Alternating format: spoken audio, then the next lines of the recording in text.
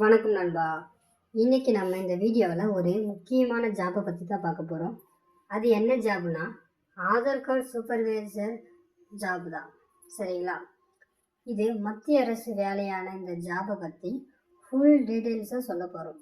இதோட எலிஜிபிலிட்டி என்ன, சேலரி எவ்வளோ, எப்படி அப்ளை பண்ணுறதுன்னு எல்லாமே உங்களுக்கு ஈஸியாக புரிகிற மாதிரி எக்ஸ்பிளைன் பண்ண போகிறோம். சரிங்களா? ஸோ இந்த வீடியோவை ஸ்கிப் பண்ணாமல் ஃபுல்லாக பாருங்கள். சரி, வாங்க வீடியோக்குள்ளே போகலாம். அதுக்கு முன்னாடி இந்த சேனலுக்கு நீங்கள் புதுசாக இருந்தால் மறக்காமல் சப்ஸ்கிரைப் பண்ணுங்கள். சரிங்களா? அப்போ தான் நாங்கள் போடுற வீடியோ உங்களுக்கு வரும். இதுதான் நம்மளுடைய நோட்டிஃபிகேஷனுடைய வெப்சைட். சரிங்களா? இதிலே போட்டிருக்கு பாருங்கள், 12th படிச்சிருந்தால் ஆதார் துறையில் வேலைவாய்ப்பு சொல்லி கொடுத்துருக்காங்க. சரிங்களா? 203 காலி பணியிடங்கள் கொடுத்துருக்காங்க. சம்பளம் பார்த்தீங்கன்னா 20,000 சொல்லியிருக்காங்க. இது எப்படி சொல்லி நம்ம டீட்டெயிலாக பார்க்கலாம். செய்வாங்க. கீழே ஸ்க்ரோல் பண்ணிட்டு போயிட்டே இருந்தீங்கன்னா வச்சுக்கிங்களா, இங்கே கொடுத்துருக்காங்க பாருங்க. இதற்கான கல்வி தகுதியும் சம்பளமும் கொடுத்துருக்காங்க. இது பார்த்தீங்கன்னா நிறுவனம் வந்து இந்திய தனித்துவ அடையாள ஆணையம் சொல்லி கொடுத்துருக்காங்க. சரிங்களா? இது என்ன வகையான வேலை வாய்ப்புன்னு பார்த்தீங்கன்னா மத்திய அரசு வேலைவாய்ப்பு.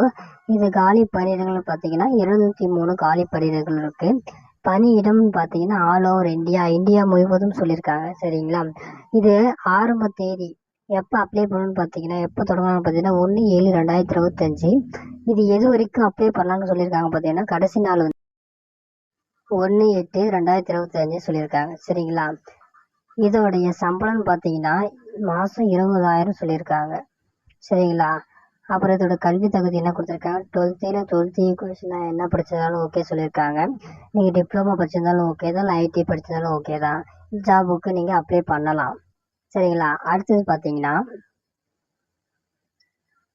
மொத்த காலி பணியிடங்கள் எண்ணிக்கை வந்து 195 கொடுத்துருக்காங்க. சரிங்களா? அதுக்கப்புறம் என்னன்னு பார்த்தீங்கன்னா மாநில வாரியாக கொடுத்துருக்காங்க. எந்தெந்த மாநிலத்துக்கு எவ்வளோ இடம் இருக்குது, எவ்வளோ காலி பணியிடங்கள் இருக்குதுன்னு சொல்லி கொடுத்துருக்காங்க. இது நீங்கள் பார்த்தீங்கன்னா தெரியும். ஆந்திர பிரதேசம் பார்த்தீங்கன்னா 11 கொடுத்துருக்காங்க. அசாமில் 8 கொடுத்துருக்காங்க. அப்புறம் கீழே பார்த்தீங்கன்னா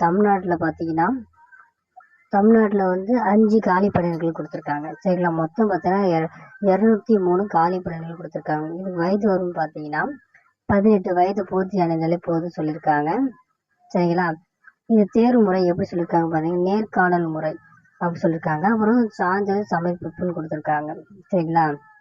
அப்புறம் முக்கிய தேதிகள், அதான் நம்ம விண்ணப்பம் ஆரம்பிக்க தேதி கொடுத்துருக்காங்க, முடிவு தேதி கொடுத்துருக்காங்க. அதை நம்ம மேலேயே பார்த்துட்டோம்.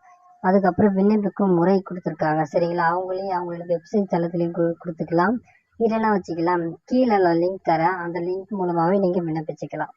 சரிங்களா? ஓகே ஃப்ரெண்ட்ஸ், இதுக்கப்புறம் எப்படி அப்ளை பண்ணலாம்னு சொல்லிட்டு நான் உங்களுக்கு லிங்க் கீழே கொடுத்துருக்கேன். இந்த லிங்க் மூலமாக சரி நீங்கள் அப்ளை பண்ணிக்கலாம்.